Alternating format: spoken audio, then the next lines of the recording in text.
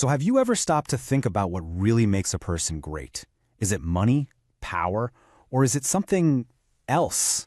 Today, we're going to dive into that very question with a beautiful old story called The Fisherman's Daughter. And let's start with this one thought to keep in the back of our minds as we go. What is more valuable than a golden crown? It sounds like a simple riddle, right? But trust me, the answer is everything in this story. Think about it for a second. Okay, so picture this. We're in a quiet little seaside village, the kind of place where you can practically smell the salt on the breeze. And here we meet our family, a fisherman named Mark, his wife Maria, and their 3 daughters. Their lives are simple, tied to the rhythm of the ocean. Now, right from the get-go, you see how different these sisters are. On one hand, you've got Hannah, the youngest. She's the one working from dawn till dusk. And on the other hand, her older sisters, Sophia and Diana, they're, well, a bit more focused on brushing their hair and dreaming of a life without calluses. It really sets the stage, showing us 2 totally different ways of being. Then, one night, something happens that kind of shifts the energy.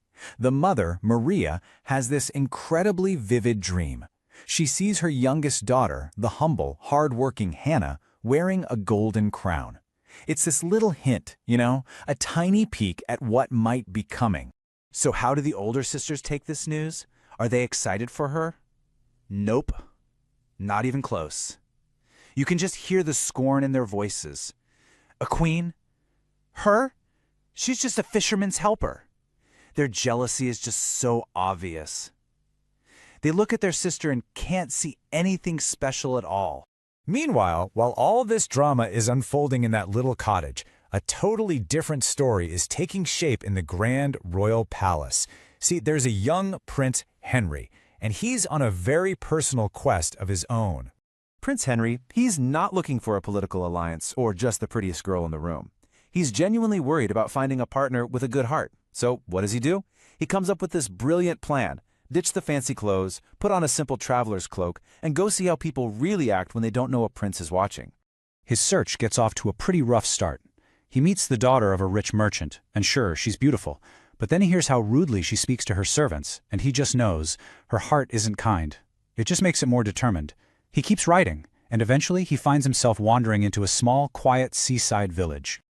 And this is it. This is where our 2 stories collide. The prince, in his clever disguise, is now in Hannah's world, just another face in the crowd. Hannah's about to be tested in the biggest way imaginable, and she has absolutely no idea. So, where does he first see her? Not at a fancy ball, but at the noisy, smelly, totally normal fish market. He just watches her as she works at her family's stall. He's not seeing some performance. He's seeing the real, everyday Hannah. And that's when he sees it. This little moment that changes everything. An old woman comes up to buy fish, and Hannah could have easily sold her some of yesterday's catch, but she doesn't. She's honest, telling the woman it's not fresh enough. It's a tiny act, but it speaks volumes about who she is. And when the old woman says, "You are honest, my dear," it's like a confirmation of everything the prince is hoping to find. The prince is completely captivated by this. He has to know more. So, still playing the part of a tired traveler, he asks if he can stay with her family for the night. And Hannah's reaction? Just pure, simple kindness. She welcomes him right in, not asking for a single coin in return. And while he's there, he sees that her honesty at the market wasn't a fluke. It's just who she is. He watches her mend nets, cook meals, help out her neighbors, and she does it all without a single complaint or boast. She's just consistently good.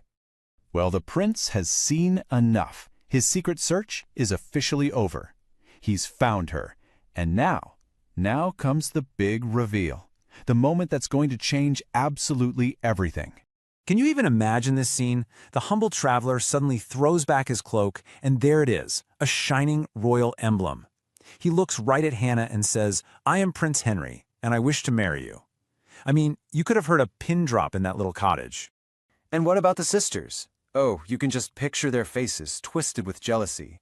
Their first thought isn't happiness for their sister, it's just this bitter, confused question. Why her? And Hannah's answer. Wow, it's really the whole point of the story. She doesn't rub it in their faces, she just says so simply, a crown means nothing without kindness. True greatness comes from character, not wealth. It's such a perfect, powerful truth. But wait, the story isn't over. It's not enough to win the prince's heart. Now Hannah has to prove herself to his father, the king. This is her final test, and it might be the toughest one yet. And what's so cool is that the king doesn't quiz her on which fork to use. No, he tests her on things that actually matter for a ruler. He has her listen to arguments between merchants, and she's wise and patient. He puts her in charge of helping the poor, and she does it with real compassion. He even gives her practical jobs, like managing supplies, and she works hard at it. She passes every test, not with royal etiquette, but with her own solid character. And after all that, King Richard gives her his blessing. He says, "You have a good heart and a wise mind. You will make a fine queen." He saw exactly what his son saw, that her real value was on the inside. And so, they have a beautiful wedding in the palace gardens. Hannah, the girl who was once teased for being a simple fisherman's helper, becomes a beloved queen, proving that where you come from doesn't define who you are. And what about her sisters? Well, seeing Hannah's happiness and her incredible grace, they finally get it. They realize how foolish they've been. They start to learn from her, helping others and finding their own worth in work and kindness. And of course, Hannah forgives them. So we come all the way back to that first question. What's more valuable than a golden crown? I think this story gives us a pretty clear answer. Real greatness isn't something you wear or own. It's who you are. It's kindness, humility, and good old-fashioned hard work. A really powerful reminder of what truly matters.